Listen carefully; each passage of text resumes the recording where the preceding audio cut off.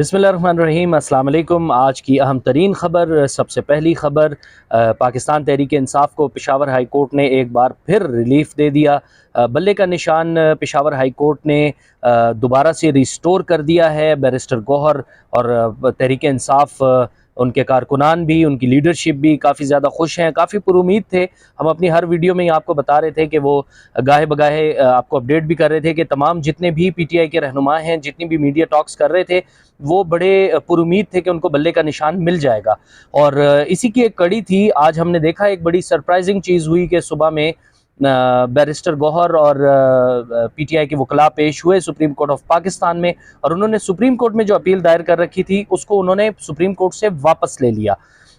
वापस लिया तो एक अजीब सी एक क्यूरियोसिटी थी तमाम मीडिया में भी, कि तमाम हलकों में भी ये पाई जा रही थी एक क्यूरियोसिटी कि पाकिस्तान तहरीक इंसाफ ने ये क्या किया है। लेकिन मेरे ख्याल से उनको कोई, barrister Ali Zafar Peshawar high court में मौजूद थे और उनको कोई इनसाइट्स ऐसी मिली होंगी कि उनके हक में फ़ैसला आ रहा है वहाँ से। ऑब्वियसली एक बंदे को पता होता है, उन्होंने कॉन्टेस्ट किया, दलाइल दिए, कल सारा दिन चलता रहा ये मामला, कल फ़ैसला महफूज भी हुआ था, और आखिरकार आज पेशावर हाई कोर्ट की जानिब से पीटीआई के लिए ये खुशखबरी दी गई कि बल्ले के निशान से इलेक्शन पीटीआई लड़ सकती है।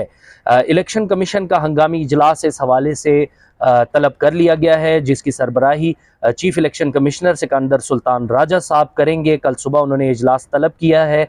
अब एक अजीब सी सिचुएशन है, हमेशा की तरह बल्ले का निशान लिया जा रहा है, बल्ले का निशान दिया जा रहा है। कल इलेक्शन कमीशन दोबारा सर जोड़ के बैठेगी, दोबारा से आया सुप्रीम कोर्ट ऑफ पाकिस्तान ये जाएंगे इलेक्शन कमीशन वाले या नहीं, ये अब कल उनके इजलास के बाद ही हमें पता चलेगा। लेकिन बैरिस्टर अली ज़फ़र ने जो मीडिया टॉक की है उसमें उन्होंने कहा है कि अगर 15 मिनट के अंदर इलेक्शन बल्ले का निशान अगर इलेक्शन कमीशन की वेबसाइट्स पे अपडेट नहीं होता तो ये मुर्तकिब होंगे कंटेम्प्ट ऑफ कोर्ट के। इन सारी चीज़ों को हम लोग देखेंगे आगे कि क्या होता है। चेयरमैन पीटीआई बैरिस्टर गौहर ने बहरहाल कहा है कि आज एक अहम तरीन ये भी है कि साबिक चेयरमैन पीटीआई से आज उनकी मुलाकात हुई है। टिकटों से मुतालिक प्रोसेस कल मुकम्मल हो जाएगा और प्रेस कॉन्फ्रेंस में वो ऐलान करेंगे। अब बैरिस्टर गौहर साहब ऐलान करेंगे। टिकट्स के ऊपर भी बहुत ज़्यादा हमने देखा है प्रॉब्लम चल रही है। केपीके से बहुत सारे लोग इस तरह के हैं जो आईएसएफ के, इंसाफ लॉयर्स फोरम के, वो लोग बहुत ज़्यादा नाराज़ हैं कि ये हाईजैक हो चुकी है शायद पार्टी, और वकला जो हैं अपनी मर्ज़ी से टिकट्स दे रहे हैं। ज़ाहिर है पुराने कारकुन हैं, हमने ख़ुद भी उनसे बात भी की, हम लोग on ground of the record हमारी उनसे बात हुई पीटीआई के मरकज़ी सेक्रेटरीट के बाहर। उन्होंने कहा कि बहुत ज़्यादा नाखुश नज़र आ रहे हैं। काफ़ी सारी वीडियोस आप लोग की भी नज़रों से गुजरी होंगी। पीटीआई के जितने भी टिकट होल्डर्स के लिए उम्मीदवार हैं, उन लोगों ने बहुत ज़्यादा अपनी वीडियोस भी दी, एहतजाज भी रिकॉर्ड कराया मरकज़ी सेक्रेटरीट पीटीआई का जो इस्लामाबाद में है उसके बाहर। तो ये अब देखना पड़ेगा कि कितनी सपोर्ट पीटीआई को मिलती है इस हवाले से, कितनी नहीं मिलती। क्योंकि देखें केपीके जो है वो बहुत ज़्यादा एक इम्पॉर्टेंट पीटीआई के लिए उसका गढ़ है। अगर वहाँ से ही पीटीआई के नुमाइंदे नाराज़ हो रहे हैं, शेर अफजल मरवत साहब, बहरहाल शेर अफजल मरवत साहब की बड़ी खुशी हुई है कि वो तो वैसे भी सोशल मीडिया के किंग हैं, वो टिकटॉक पे भी बड़े मशहूर हैं, सोशल मीडिया पे भी बड़े मशहूर हैं। पहले तो वो यही कह रहे थे कि नहीं, मैं इलेक्शन के लिए तो बिल्कुल भी नहीं आ रहा, मैं सिर्फ एक कॉज के लिए हूँ, खान साहब के केसेस के लिए हूँ, 8 फरवरी गुजर जाए उसके बाद मैं साइड लाइन हो जाऊँगा। लेकिन उनके भी, शेर अफजल मरवत साहब के भी कागजात नामजदगी मंजूर हो चुके हैं। तो मेरे ख्याल से ये जितना भी सोशल मीडिया है उनका वोट तो उनको पड़ेगा ही शेर अफजल मरवत साहब को। बहरहाल आगे चलते हैं, आगे आपको बताते हैं। पेशावर हाईकोर्ट ने तारीखी फैसला दिया है। बैरिस्टर गौहर कह रहे हैं बल्ला पीटीआई नहीं, पाकिस्तानी अवाम और उनके हुकूक की निशानी है। इलेक्शन कमीशन ने हर मरहले पर रोकने की कोशिश की, निशान न मिलता तो तमाम सीटों से इलेक्शन मशकूक हो जाते। ये बात तो बिल्कुल ठीक है।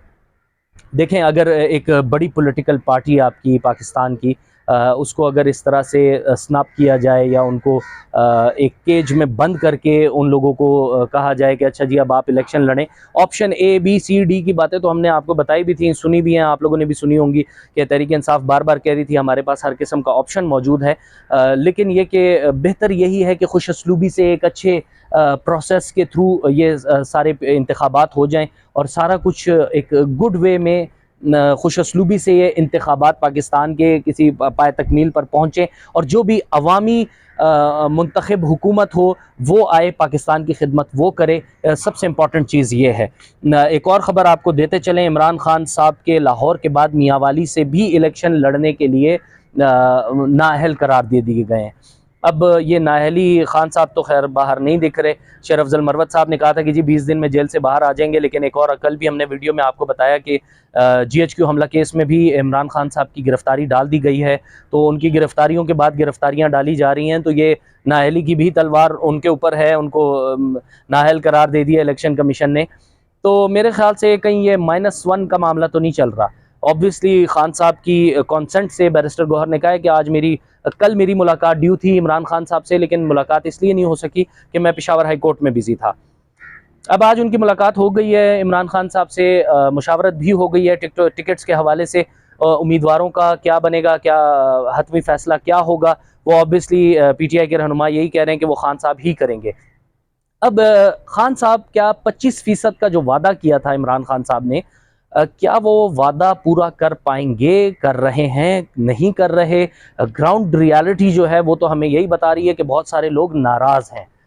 अब ऑब्वियसली हर बंदे को तो टिकट नहीं दिया जा सकता, लेकिन ये कि ISF को या इंसाफ लॉयर्स फोरम के जो जवान हैं, नौजवानों को 25% टिकट्स मैं दूंगा, ये खान साहब ने कहा था। वो टिकट्स देते हैं नहीं देते, सबकी नज़रें PTI के मरकज़ी सेक्रेटरीट की तरफ हैं। बल्ले के निशान का तो अल्लाह अल्लाह करके ये मामला सॉल्व हो ही गया है किसी तरह से।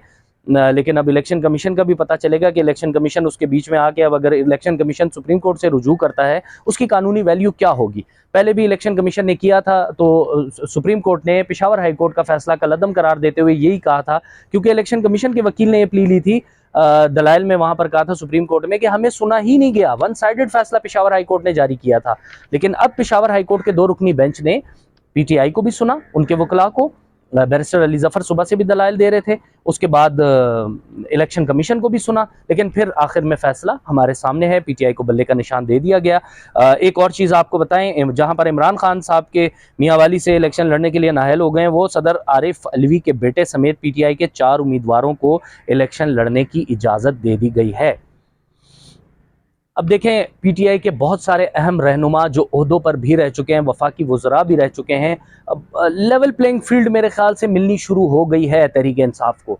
बट क्या ये -1 फार्मूले पे चल रहा है सारा कुछ? ये आने वाले दिनों में हमें पता चलेगा सबको कि इमरान खान साहब तो जेल से बाहर नहीं दिख रहे, शेर अफजल मरवत साहब तो कहते हैं नहीं जी 20 दिन में वापस आ रहे हैं। खैर हमारी कैलकुलेशन के हिसाब से 14 दिन जा चुके हैं, 6 दिन पीछे बचे हुए हैं। अब 6 दिन के अंदर क्या गिदड़ सिंगी है तहरीक इंसाफ के पास के तमाम कानूनी मामलात में से निकल के खान साहब बाहर आ जाएंगे या नहीं आएंगे, ये तो वक्त ही बताएगा। हमने सोचा आपको ये डेवलपमेंट्स अपडेट्स दे दें अहम तरीन सुप्रीम कोर्ट और पेशावर हाई कोर्ट की तरफ से। अपना बहुत सारा ख्याल रखिएगा। Thank you so very much for watching the video.